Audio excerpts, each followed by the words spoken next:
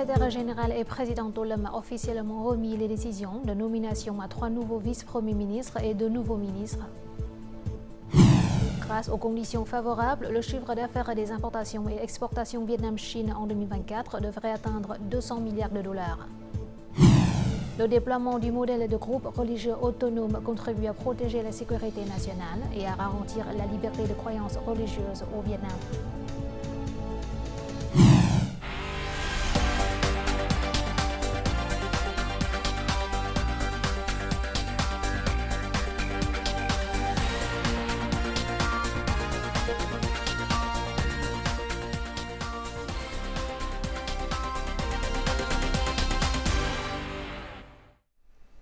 Mesdames, Messieurs, bonjour. Bienvenue à cette nouvelle édition du journal francophone.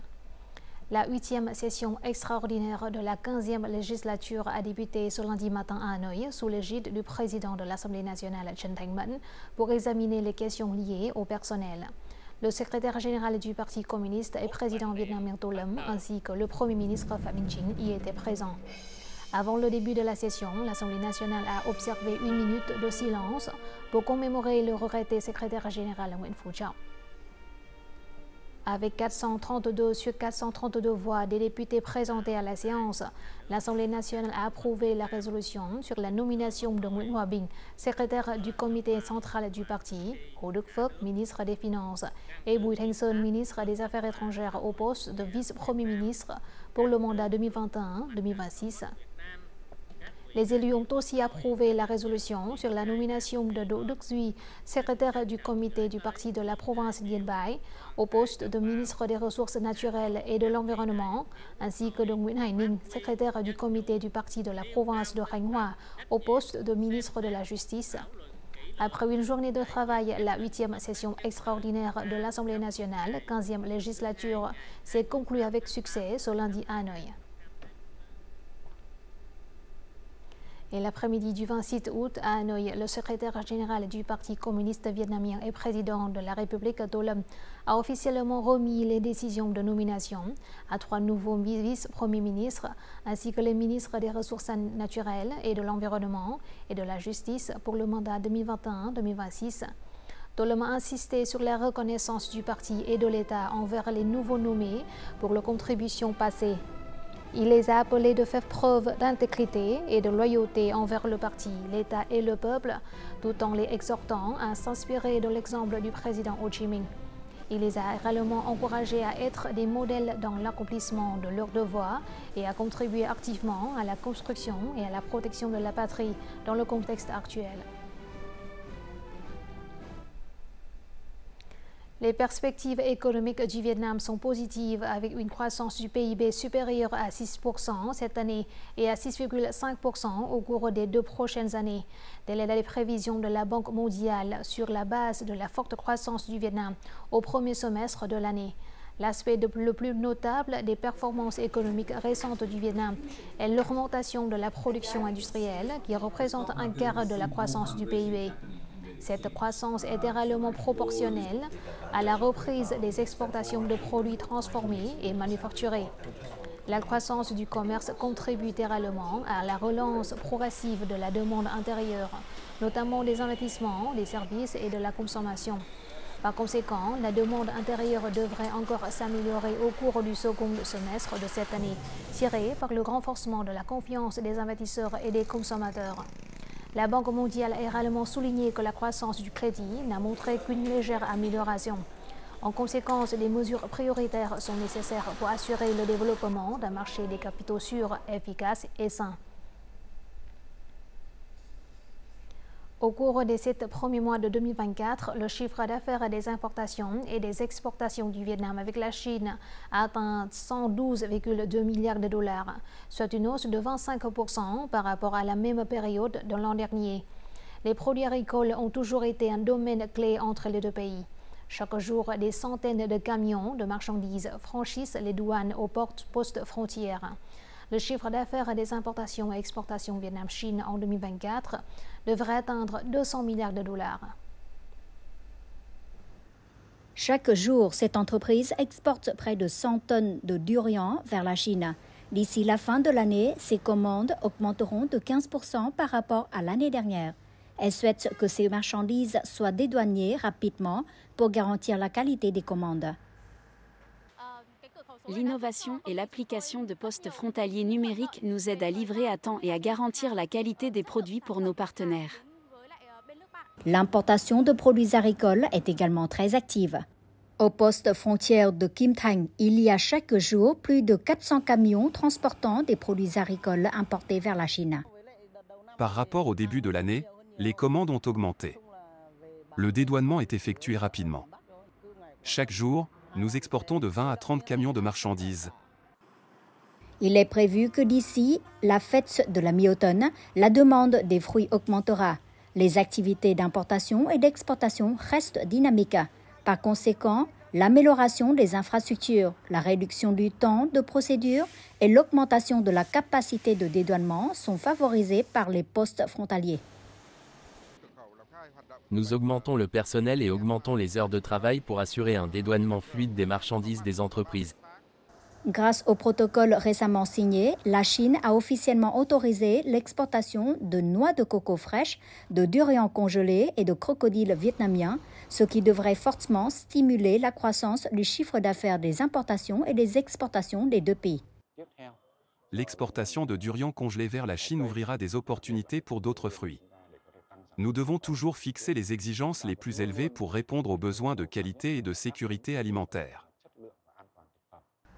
Le ministère de l'Industrie et du Commerce encourage également les entreprises à s'inscrire aux procédures de dédouanement en ligne et à mettre en place des calendriers d'importation et d'exportation adaptés à chaque article en mettant régulièrement à jour les réglementations avec les articles nouvellement autorisés pour éviter les risques. Les exportations de durian au cours des 7 premiers mois de l'année ont atteint 1,7 milliard de dollars, soit une augmentation de 45% par rapport à la même période l'année dernière. La récolte du durian des hauts plateaux du centre est en cours, ce qui représente une opportunité importante pour affirmer sa position sur le marché chinois. L'Association vietnamienne des fruits et légumes prévoit que les exportations de durian cette année pourraient atteindre 3 milliards de dollars. Le Vietnam étend également son marché au-delà de la Chine pour inclure l'Inde et d'autres pays asiatiques. Pour un développement durable, il est nécessaire d'établir des normes pour le traitement et la conservation après récolte. Dans le même temps, le renforcement du contrôle de la qualité et l'élargissement des quotes de zones de culture sont essentiels. L'exportation de durian congelé vers la Chine contribuera à diversifier les produits et à réduire les pressions saisonnières. Au cours du premier semestre de cette année, le secteur agricole a réalisé un chiffre d'affaires à l'exportation de 29,2 milliards de dollars. Selon les experts agricoles et des chercheurs, afin d'atteindre une valeur plus élevée des exportations de produits agricoles, au lieu d'exporter les produits frais ou en brut, les entreprises doivent se concentrer davantage sur la transformation en profondeur des produits agricoles pour améliorer leur compétitivité. Tout de suite, les détails. Ce lot de fruits de jacquier séchés est prêt à être exporté vers le pays d'Asie du Sud-Est. Investissant dans la technologie de transformation, cette usine a reçu de nombreuses commandes à l'exportation. Après l'exportation réussie du premier lot vers l'arête de Corée, nous avons reçu une forte augmentation de commandes en raison de la qualité du produit. Le Vietnam est un pays tropical où la production dépend des saisons de récolte. Par conséquent, la transformation en profondeur aide à augmenter la valeur du produit, mais aussi à résoudre les problèmes liés à l'instabilité des approvisionnements en matières premières. Dans les temps à venir, nous rechercherons de nouvelles méthodes de transformation, notamment les technologies de séchage et de conservation, pour améliorer la valeur des fruits et légumes transformés. Nous créons des conditions favorables pour appeler les entreprises à venir investir dans la transformation en profondeur. C'est la clé pour augmenter la valeur des exportations. Le pays produit environ 30 millions de tonnes de fruits et de légumes chaque année, mais la transformation en profondeur n'en représente que moins de 20%. Une fois ce taux augmenté, le chiffre d'affaires des exportations de fruits et légumes dépassera bientôt la barre de 5,6 milliards de dollars cette année. Dimanche soir, la cérémonie d'ouverture du centenaire du cocotier à cire a eu lieu dans le district de Cauquet, province de Chavin. Les noix de coco à cire sont apparues pour la première fois à Cauquet il y a exactement un siècle. Grâce à des conditions pédologiques favorables, la zone de culture des noix de coco à cire s'est étendue à plus de 1200 hectares, produisant plus de 3000 fruits par an. Actuellement, les noix de coco à cire sont transformées en plus de 10 lignes de produits, dont des produits au COP 5 étoiles. Ces produits sont exportés dans le monde entier vers des pays tels que les États-Unis, le Japon, les membres de l'UE et le Canada, ce qui représente un 5e de l'industrie totale de transformation de la noix de coco de la province de Chavin.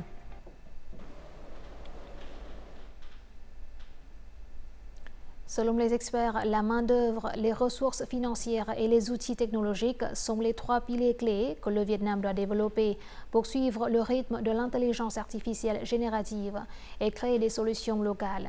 Ce point de vue a été partagé lors du Forum vietnamien sur l'intelligence artificielle 2024 à Hanoï, où les experts ont également discuté de diverses stratégies pour le développement durable de l'intelligence artificielle au Vietnam.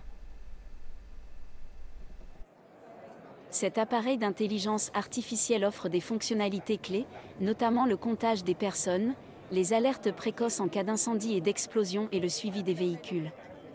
Les utilisateurs peuvent rapidement et facilement personnaliser les systèmes de l'IA en fonction de leurs besoins.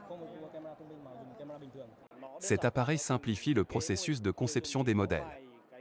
Les utilisateurs n'ont besoin que de quelques clics pour créer des solutions d'intelligence artificielle complètes. Les développeurs qui souhaitent éviter de créer un système à partir de zéro peuvent utiliser cette plateforme. De plus, la transition vers d'autres applications est rapide, ce qui réduit le temps nécessaire au lancement de nouvelles solutions. L'intelligence artificielle profite de plus en plus à divers domaines, mais son développement rapide pose également des défis dans la gestion des risques liés à la sécurité de l'information et la lutte contre la fraude en ligne. Pour assurer le développement durable de l'intelligence artificielle, des réglementations contraignantes, des principes éthiques, des lignes directrices et des recommandations sont essentielles. L'homme reste la priorité absolue. Tous les efforts de développement doivent viser à améliorer le bonheur et la prospérité des citoyens. Après avoir résolu ce problème, nous pouvons nous concentrer sur l'avancement de la technologie et des données pour garantir l'équité et l'authenticité de l'intelligence artificielle. Si possible, les agences gouvernementales devraient mettre en œuvre des politiques de soutien pour investir systématiquement dans l'intelligence artificielle et encourager la socialisation dans ce domaine. Cette approche favorisera le développement technologique durable et facilitera la collaboration entre les instituts, les écoles et les entreprises pour une croissance à long terme. Le Vietnam se classe actuellement au 5e rang de l'ASEAN sur l'indice mondial de préparation à l'intelligence artificielle. Pour améliorer ce classement, le gouvernement prévoit de revoir et d'améliorer le cadre juridique, d'investir dans la formation de talents de haute qualité et d'élargir le marché des produits d'intelligence artificielle au Vietnam. Notre journal continue avec les taux de change et l'indice de la bourse du Vietnam.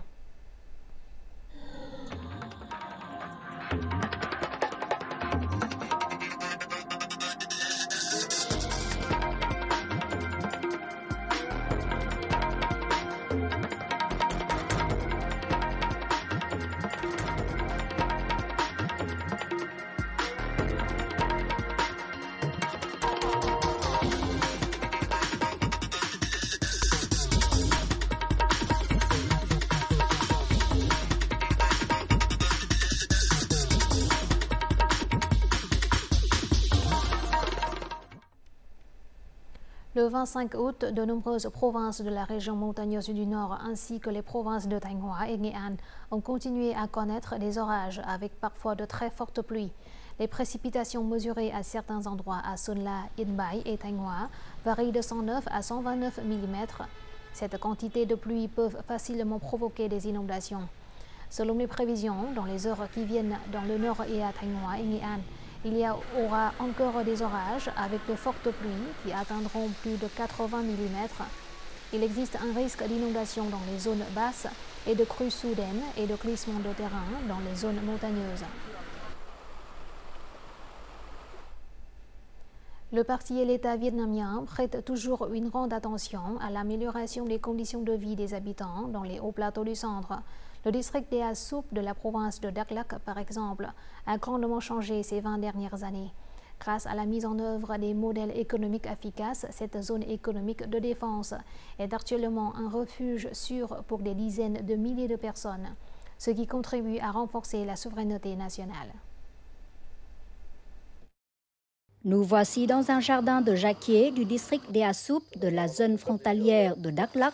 Au cours des 4 dernières années, les agriculteurs issus des minorités ethniques de cette localité ont adopté une production agricole de haute technologie. Depuis que le groupe économique militaire numéro 737 a coopéré avec des entreprises pour lancer un projet de jacquier de haute technologie, nous avons obtenu des emplois stables. Dans cette zone frontalière où l'agriculture était autrefois considérée comme impossible pendant les saisons sèches et inondées, peu de gens imaginaient que cette terre pourrait accueillir une vaste plantation de cacao s'étendant sur plus de 250 hectares. Dans le passé, l'agriculture était très difficile ici. Ce modèle a contribué à améliorer nos revenus et à stabiliser nos conditions de vie. Déterminés à transformer les terres arides de l'une des régions les plus pauvres du pays, les officiers et les soldats du groupe économique de défense nationale numéro 737 région militaire 5 ont coopéré avec les entreprises pour tester de nouvelles cultures telles que le jacquier thaïlandais, le cacao et les bananes d'Amérique du Sud, tout en appliquant une technologie de pointe. Après 7 ans, ces modèles ont donné des résultats impressionnants. Grâce à des modèles économiques expérimentaux, nous avons attiré des capitaux d'investissement non étatiques pour investir dans cette zone économique de défense nationale. L'objectif est de créer des emplois et des moyens de subsistance pour les travailleurs locaux.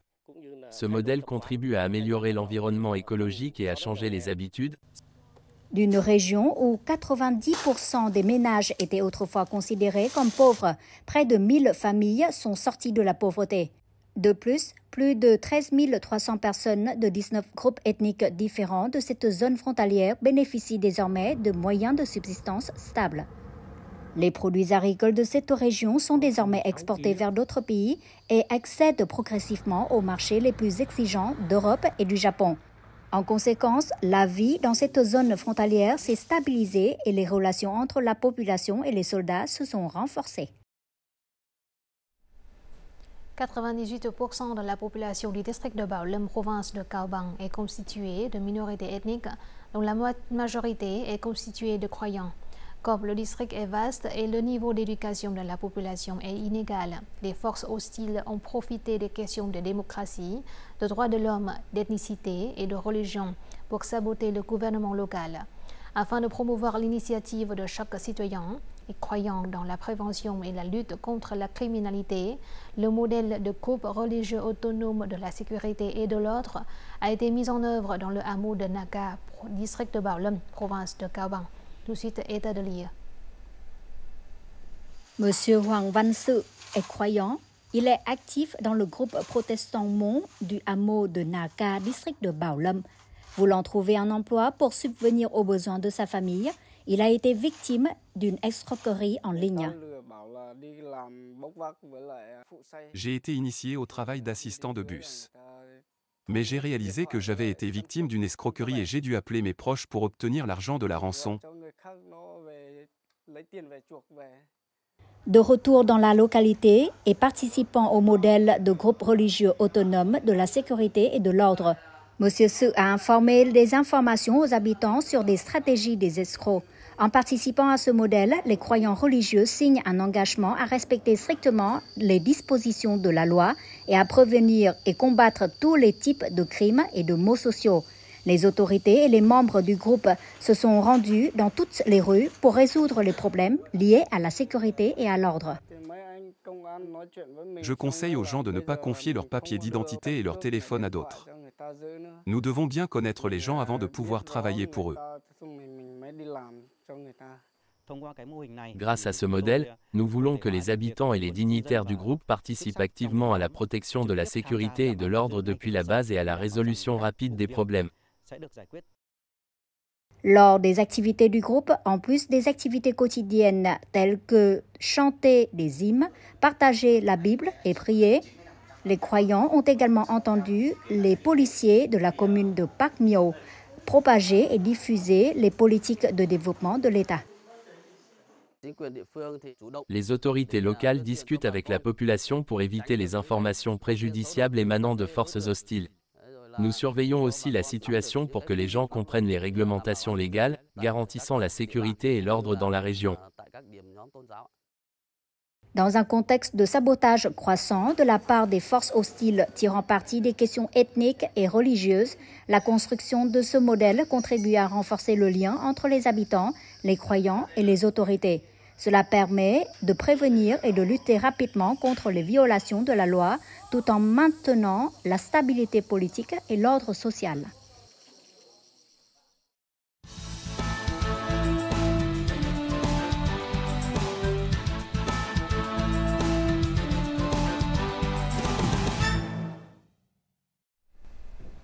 Avec le désir de faire revivre et de promouvoir les produits artisanaux ethniques, Madame Thu Thuy a créé une entreprise sociale, embauchant les femmes d'ethnie minoritaire et les aidant à préserver leur métier de tissage, de brocart et de broderie. Après plus de 15 ans de développement, l'entreprise Chi Dupu Dupa est connue pour ses collections de produits et d'accessoires de mode. Tous sont fabriqués à partir de matériaux et de techniques traditionnelles des groupes ethniques. Dans ce chapitre, l'invité du jour, nous vous proposons un entretien avec Madame Thu Thuy pour en savoir plus sur son parcours inspirant.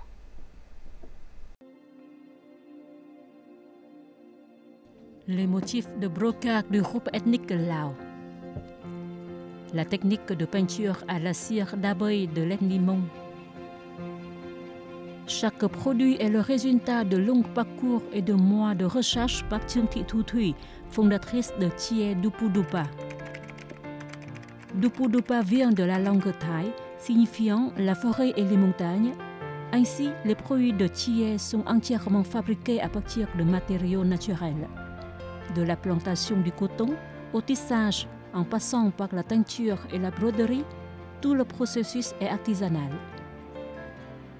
Chie Dupu Dupa a été le seul représentant vietnamien à participer au programme de bourse Wise Asian Fellowship 2021, ce qui lui a permis de promouvoir la culture autochtone vietnamienne à l'échelle nationale et internationale.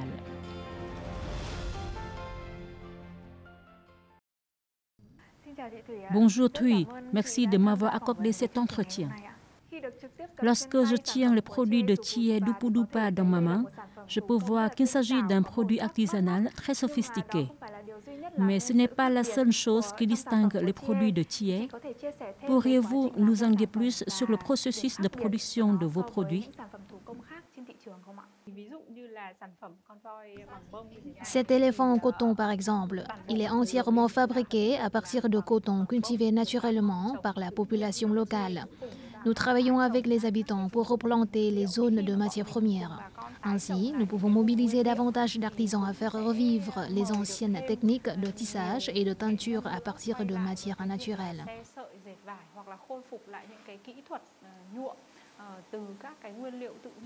Vous voyez ce portefeuille. Il est entièrement fabriqué à partir de tissus de chanvre, teints avec des racines brunes. La technique de création d'un motif comme celui-ci à l'aide de cire n'est transmise que dans deux groupes ethniques, les Hmong et les Dao Tien.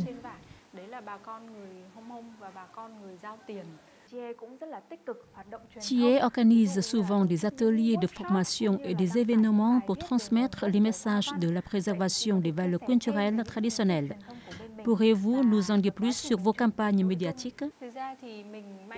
J'ai eu la chance de travailler longtemps avec les habitants d'ethnies minoritaires. Par conséquent, j'ai pris compte de la grande valeur de leur brocart. Chaque produit raconte une histoire. Certains motifs parlent de l'origine d'un groupe ethnique et d'autres reflètent des points de vue personnels sur la vie, illustrant la façon dont les gens vivent en harmonie avec la nature.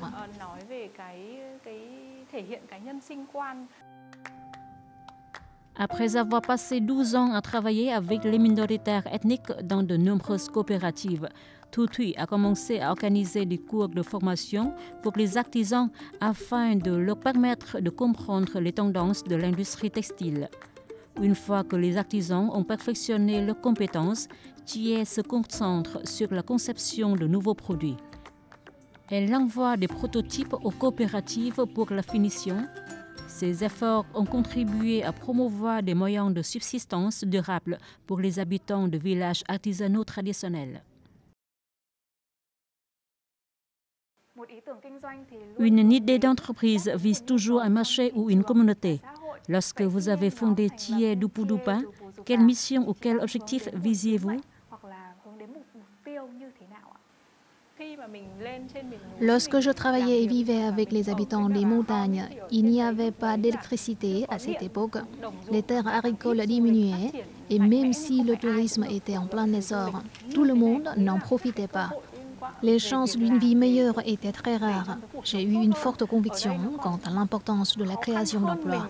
Au départ, Thié n'était qu'une entreprise individuelle, mais nous sommes passés à un modèle d'entreprise sociale, ce qui a permis de nouer davantage de liens et de collaborer avec d'autres projets et organisations ayant les mêmes objectifs. Nous avons élargi nos activités à davantage de groupes de production et de coopératives. Quels sont vos projets futurs pour Thié Dupudupa? Notre plus grand projet consiste à assurer la production. À Maicho, nous avons un atelier qui embauche environ 100 femmes ethniques. Nous nous efforçons de trouver plus de commandes pour maintenir les emplois et garantir que chaque femme touche environ 5 à 6 millions de dong par mois. Certains groupes de produits sont entièrement faits à la main. Mon plus grand désir est de combiner l'artisanat avec les motifs et les designs contemporains pour que nos produits atteignent une plus large clientèle. Je vous remercie d'avoir partagé des histoires aussi inspirantes. Je vous souhaite bonne chance et succès pour l'avenir. Voici tout de suite les prévisions météorologiques dans les principales villes du Vietnam.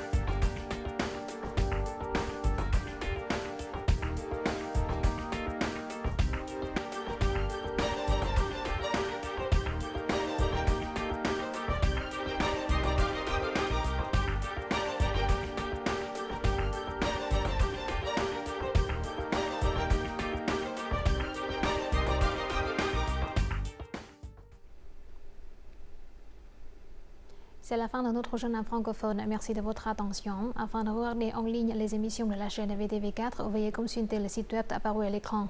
Vous pouvez aussi télécharger l'application VTV Go sur App Store ou Google Play. Au revoir et à la prochaine.